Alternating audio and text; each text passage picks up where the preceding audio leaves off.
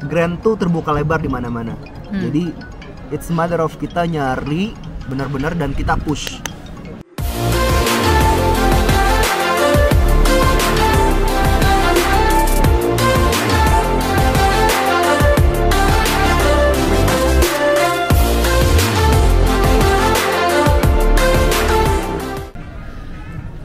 Hai ya, assalamualaikum teman-teman semuanya. Apa kabar? Mudah-mudahan sehat-sehat ya.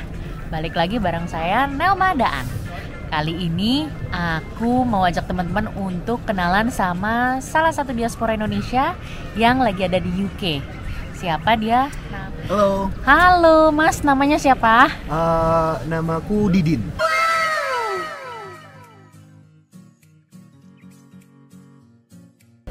Muhammad Nasmuddin.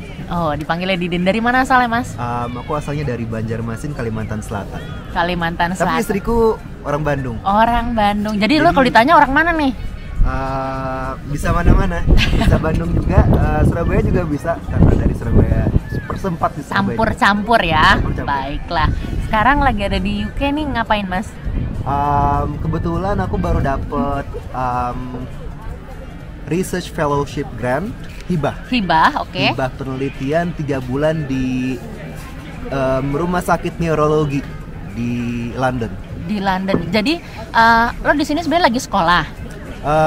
Gue sebenarnya tuh sekolah PhD di Groningen di Belanda, satu kota di Belanda. Terus dari sana gue dapet gue apply hibah buat bisa ibaratnya magang lah, magang penelitian di yang menurut gua tuh kalau orang neurologis bilang, dokter saraf bilang tuh Mekahnya neurologis tuh di sini. Oh ya, di UK? Di London. Di London. Oh. Queen Square Institute of Neurology. Oke, sebentar. Jadi lo kuliahnya ambil kedokteran. Gua kuliahnya ambil kedokteran. Kedokteran, S1 kedokteran berarti kan? S1 gua kedokteran. Kedokteran di Universitas Erlangga. Oke, di Surabaya. Di Surabaya. Di Surabaya. Terus S2-nya? S2-nya gue ambil neuroscience di Groningen.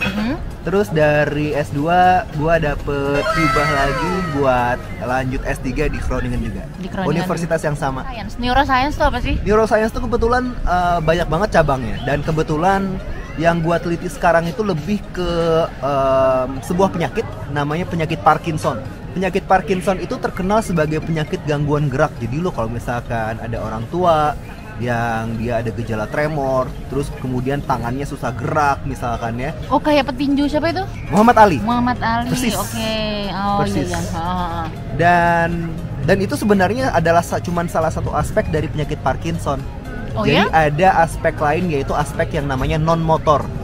Ada gejala gangguan yang non gerak. Contohnya itu gangguan fungsi berpikir, fungsi kognitif. Ada juga gangguan fungsi psikiatri seperti depresi. Itu juga umum diderita oleh oleh orang penderita penyakit Parkinson. Dan itu yang gue teliti. Sebentar, jadi neuroscience ini sebenarnya kan lebih ke apa, saraf ya? Neuroscience itu adalah ilmu yang mempelajari otak dan saraf ya. Mulai dari mekanisme di dalam otaknya sampai gimana otak nih dia bisa menginstruksi behavior kita, perilaku. Jadi luas banget, broad banget. Kalau lu orang kedokteran, lu bakal tertarik dengan neuroscience yang lebih ke klinis. Jadi makanya gue ambilnya lebih ke clinical neuroscience. Jadi gue boleh dibilang clinical neuroscientist. Terus salah satu yang gue teliti, fokus penelitian gue itu di bidang penyakit Parkinson. Bidang penyakit Parkinson, oke. Di Indonesia sendiri kan sebenarnya belum awam ya, belum orang masyarakat belum banyak tahu tentang Parkinson gitu ya. Kenapa lo mau ambil itu? Sebenarnya tuh dimulai dari gua ambil kuliah di pas master gua.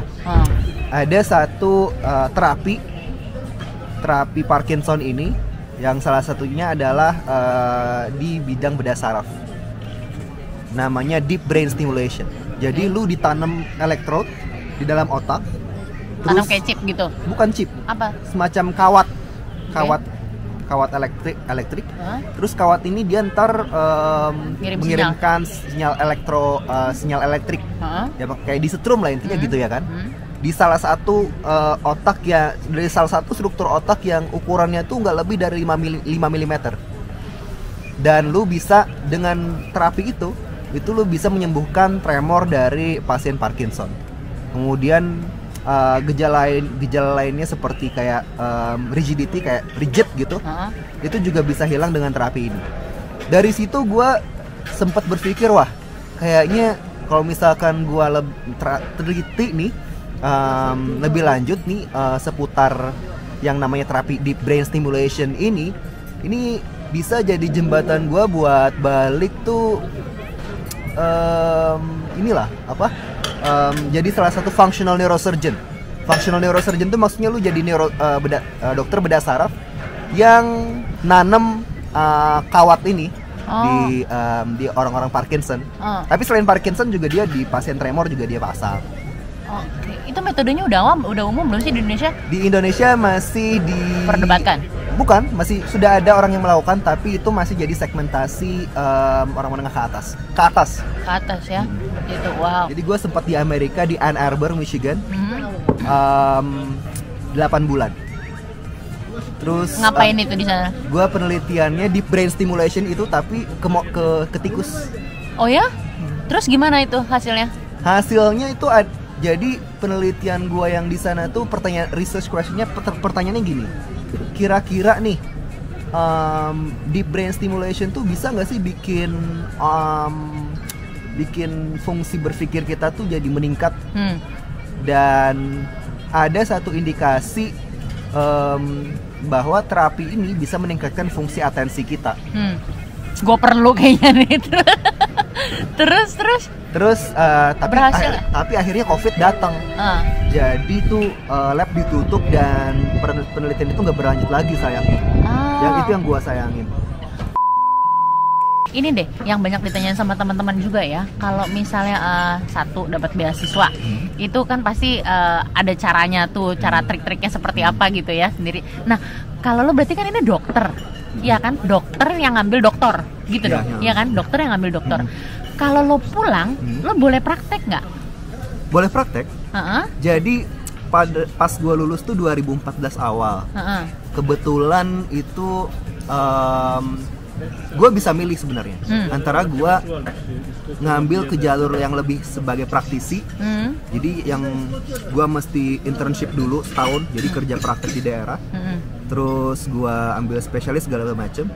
Tapi bisa juga ada kemungkinan gue ngambil academic pathway. Jadi academic pathway ini lu S2 sama S3 instead of being specialized, being specialist. Jadi pada waktu itu gue mutusin ngambil S2 dan S3 dulu. Karena gue ngeliat di situ peluangnya lebih banyak. Peluang lebih banyak gini, karena ada peluang finansial yang lebih oke. Lo pernah sekolah kedokteran kan awalnya di Indonesia, terus di Belanda, lo pernah research juga di US gitu ya. Terus sekarang lo lagi di sini juga di UK. Perbedaannya apa sih menurut lo dari lingkungan kampusnya, orang-orangnya seperti apa? Menarik nih pertanyaannya. Gue tuh berada di, gue nih berasal dari, bahkan gue bukan berasal dari daerah di Indonesia yang dengan pendidikan yang maju seperti di Jawa kan. Gue awalnya dari Banjarmasin.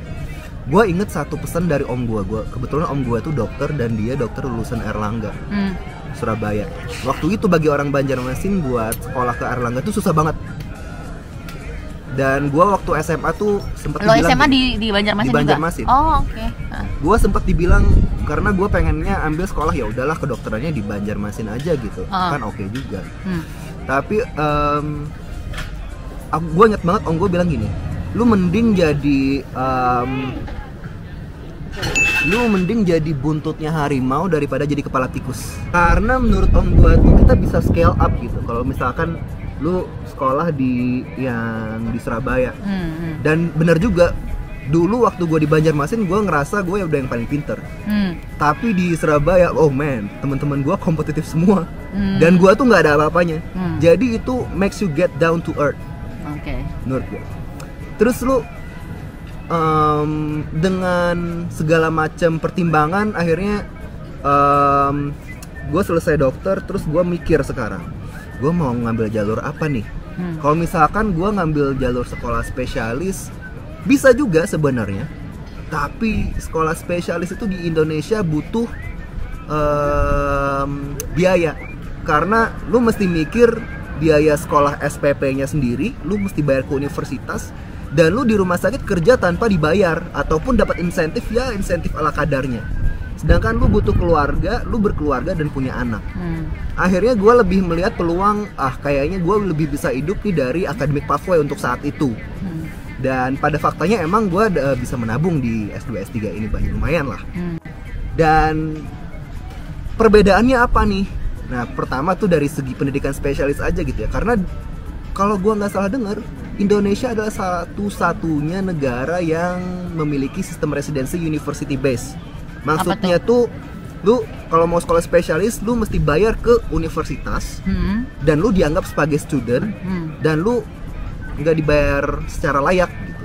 Sementara kalau lu di Belanda, lu di Amerika atau lu di Inggris dan negara maju, lu apply ke rumah sakit di rumah sakit yang menyelenggarakan pendidikan spesialis dan lu dibayar secara layak. Secara layak. Oke. Itu juga yang gua rasakan di apa sih perbedaan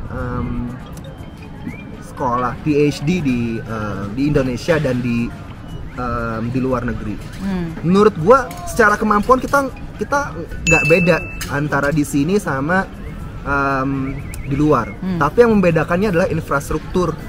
Karena apa yang gua gini, apa yang lu pelajarin di Indo, lu cuman bisa ngebayangin. Oke. Sementara kalau misalkan lu sekolah di luar, lu bakal terbuka.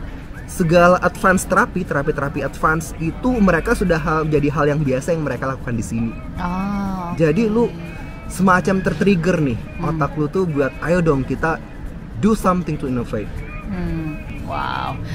Terus setelah lo mengarungi beberapa benua ini gitu ya, pendapat mereka tentang orang Indonesia yang mendalami ilmu neuroscience ini seperti apa? Penerimaan mereka siapa?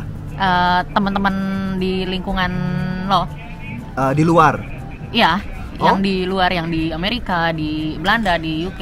Menurut gua mereka sangat open dan sangat, apalagi kalau lu tahu lu tuh kesini tuh mau ngapain. Maksud gua gini, awalnya mungkin kita nggak jelas ya, kelas sekolah ke luar negeri ngambil MSc, ngambil PhD, oke kelar. Tapi gue punya cause lebih nih, alasan lebih, work for cause. Jadi gue udah ngelihat banyak banget jauh gap antara negara maju dan negara berkembang.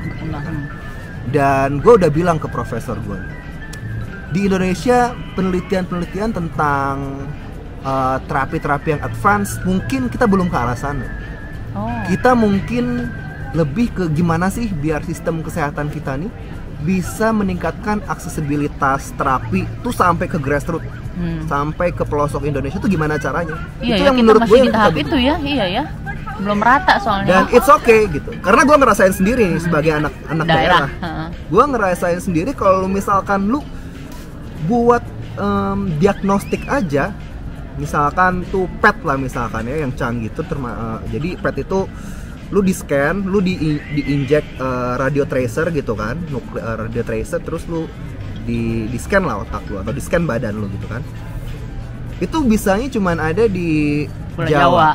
Dan mulai ada nih di Samarinda kebetulan. Gue juga mulai amazed nih. Wah, kita berkembang nih. Sebenarnya kita progres, tapi progres kita tuh bisa lebih cepat lagi nih. Kalau misalkan kita bisa mengakselerate menurut gue SDM yang ada di Indo. Kira-kira nih dengan ilmu yang lo udah dapet di sini, apa sih yang lo mau buat untuk kemajuan dunia kedokteran di Indonesia?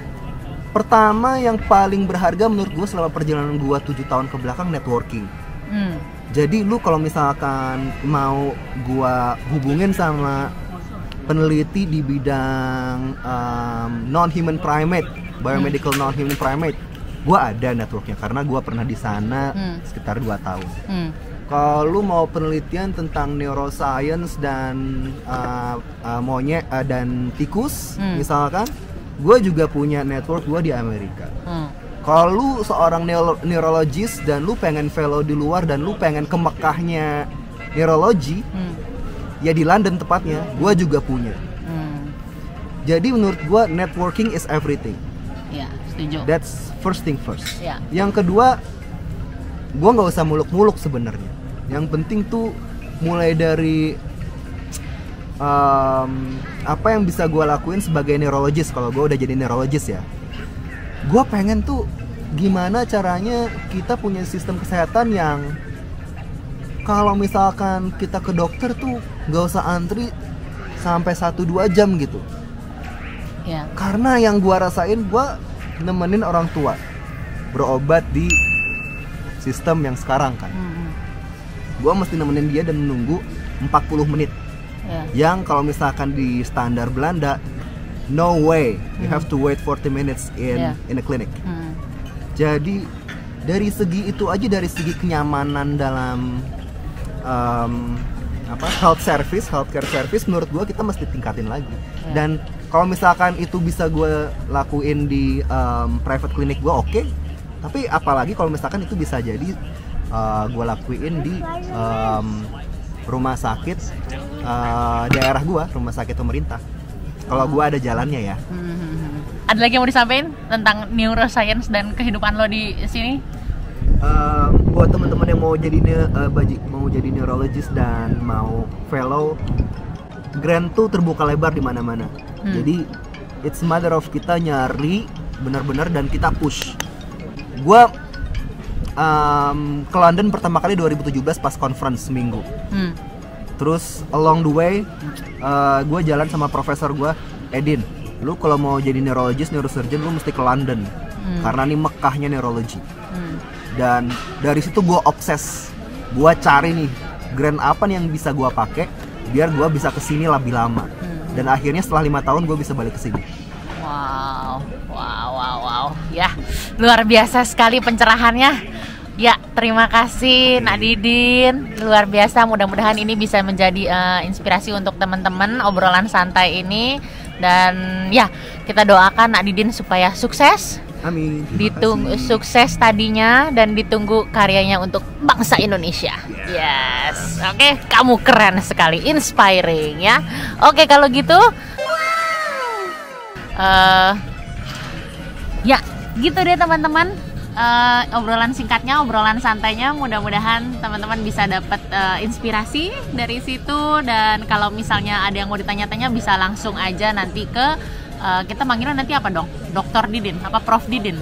Di Belanda dan di Inggris tuh lu nggak biasa dipanggil, meskipun lu dokter, tapi just say me by my first name, Didin. Oh, Didin gitu. Oke, kalau gitu teman-teman terima kasih ya. Sampai ketemu lagi. Dan kita tunggu karya-karyanya si Om Didin ini. Yeah. Thank you Om Didin. Thank you teman-teman semuanya. Assalamualaikum.